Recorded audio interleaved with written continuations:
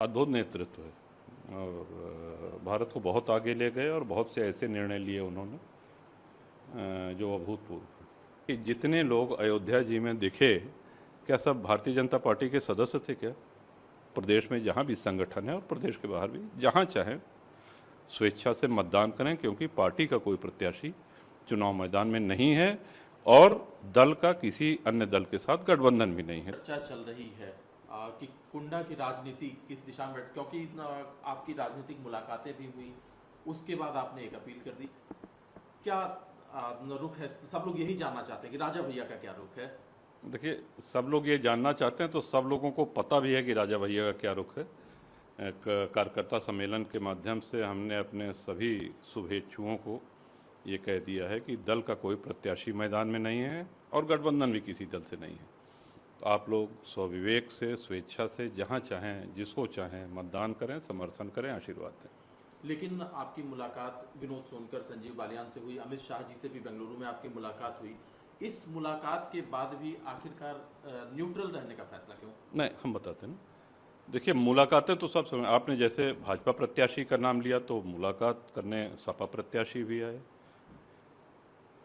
आप भी कई पत्रकारों से मिलते हैं तो क्या उनके चैनल में थोड़ी शामिल हो जाते हैं? या हम लोग राजनीति में हैं, अलग अलग दलों के नेता, भेंट होती रहती, बात होती रहती है, संबंध सबसे अच्छे हैं। लेकिन जब तक दल का गठबंधन नहीं हुआ है तब तक एक दल का नेता दूसरे दल के मंच पे या कैसे जा सकता है ये? लेकिन राजा भैया, जब राज्यसभा के चुनाव हुए थे उस समय में आपने जी बिल्कुल एक स्टैंड लिया था, लेकिन इस बार वो स्टैंड जब नहीं, गत 8 वर्षों से। ये द्विवार्षिक चुनाव हैं, इसलिए कि हम दर्शकों को भी बता दें कि हर 2 वर्ष पे राज्यसभा का और विधान परिषद के चुनाव होते रहते हैं। इसमें विधायक वोट देते हैं और राज्यसभा और विधान परिषद के सदस्य चुने जाते हैं।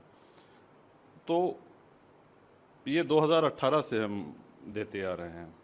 जब आवश्यकता पड़ती थी तो भाजपा के संगठन के कुछ लोग आए और माननीय मुख्यमंत्री जी ने बुलाया, उन्होंने कहा कि वोट चाहिए, हमने कहा ठीक है, तो तब से हम देते आ रहे हैं। लेकिन जो आपका स्टैंड है तो उसको लेकर के कार्यकर्ताओं में गुट बन गया है। कुछ लोग सरोज जी के समर्थन में खुलेआम देखे गए हैं, तो आपको जो जहां है खुलेआम है, उसमें कहीं कोई दबने वाली बात नहीं है। जो जिसके भी समर्थन में खुलेआम है। अच्छा भैया, जो आपका स्टैंड है, आप पिछले कुछ दिनों में जो बयानबाजी हुई, लगातार राजा भैया को ही देखिए, हाँ, हम एक चीज़ ये कहेंगे कि हमारे लिए ये मैटर करता है कि हमारे समर्थक, हमारे कार्यकर्ता वो प्रसन्न हैं जिनकी बदौलत हम हैं। तो हमारे इस निर्णय का उन्होंने स्वागत किया है, वो प्रसन्न है। लेकिन जिस तरह से निजी तौर पर आपको चुनौती देने की कोशिश की गई, अनुप्रिया पटेल है, चाहे जो यहाँ से सांसद है विनोद सोनकर, या क्षत्रिय समाज को लेकर के कई बातें कुछ लोग हमको किसी ने चुनौती दी है ऐसी कोई जानकारी हमको नहीं है। और जो बयानबाजी है हुई है क्षत्रिय समाज को लेकर, उसको लेकर के कोई नाराजगी नहीं, यहाँ पे किसी ने बयानबाजी नहीं करी है। जो मोदी जी का नेतृत्व है या उनका व्यक्तित्व, उसको लेकर के आप क्या सोचते हैं? अद्भुत नेतृत्व है और भारत को बहुत आगे ले गए और बहुत से ऐसे निर्णय लिए उन्होंने जो अभूतपूर्व हैं। ये कहा जा रहा है कि चूंकि जब कयास लगाए जाते हैं तो बहुत तरह के कयास मीडिया में भी लगाए जाते हैं। राम मंदिर का जब इनॉग्रेशन हो रहा था, प्राण प्रतिष्ठा हो रही थी, तो उस समय में ये कहा जा रहा था, आप चूंकि वहां दिखे तो ये लगा कि राजा भैया भारतीय जनता पार्टी के समर्थन में है। क्या फिर इस तरह की चीजें कैसे हो गई? एक हम आपसे ये प्रश्न पूछेंगे कि जितने लोग अयोध्या जी में दिखे, क्या सब भारतीय जनता पार्टी के सदस्य थे क्या? आप बताइए, ऐसा तो नहीं है ना। भगवान श्री राम में जिनकी आस्था है वो वहाँ पे थे और परम सौभाग्य कि उनको निमंत्रण प्राप्त हुआ। हमारे पिताजी को भी निमंत्रण प्राप्त हुआ, हमको भी मिला। वो आयु अधिक होने के कारण, स्वास्थ्य के कारण नहीं जा सके और हम गए, और ये हमारा अहोभाग्य है कि दर्शन प्राप्त हुआ। भैया, सिर्फ 2 सवाल और मेरे रहेंगे। एक सवाल मेरा ये है कि अखिलेश यादव के लोग खुल करके कह रहे हैं कि राजा भैया को हमारा समर्थन प्राप्त है, ये बार बार कह रहे हैं, वो खुले मंच से कह रहे हैं, तो इससे भी राजा भैया को समर्थन प्राप्त है? राजा भैया का समर्थन प्राप्त है। अच्छा जी, तो इससे भी एक सवाल उठ रहा है कि शायद राजा भैया उनको समर्थन दे रहे हैं।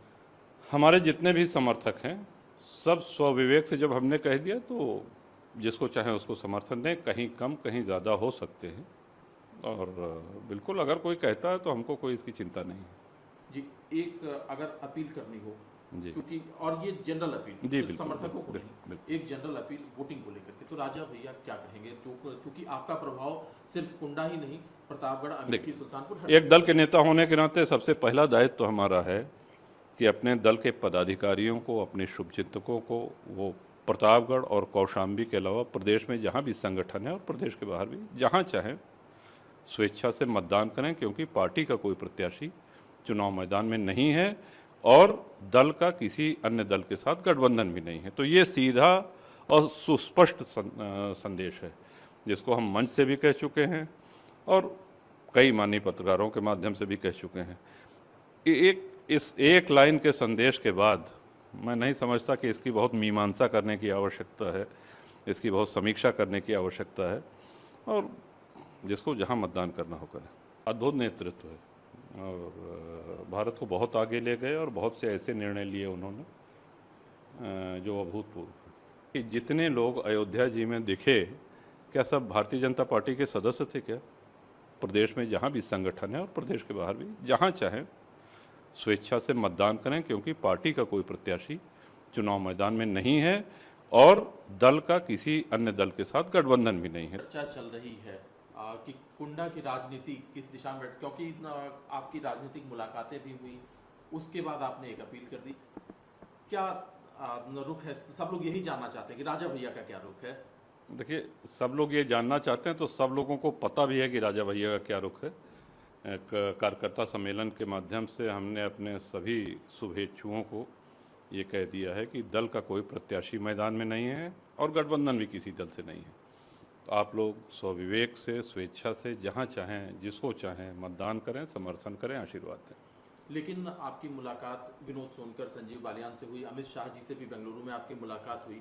इस मुलाकात के बाद भी आखिरकार न्यूट्रल रहने का फैसला क्यों? नहीं, हम बताते हैं ना। देखिए, मुलाकातें तो सब समय, आपने जैसे भाजपा प्रत्याशी का नाम लिया तो मुलाकात करने सपा प्रत्याशी भी आए।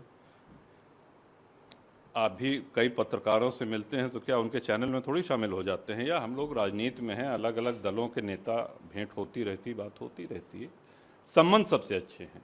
लेकिन जब तक दल का गठबंधन नहीं हुआ है तब तक एक दल का नेता दूसरे दल के मंच पे या कैसे जा सकता है?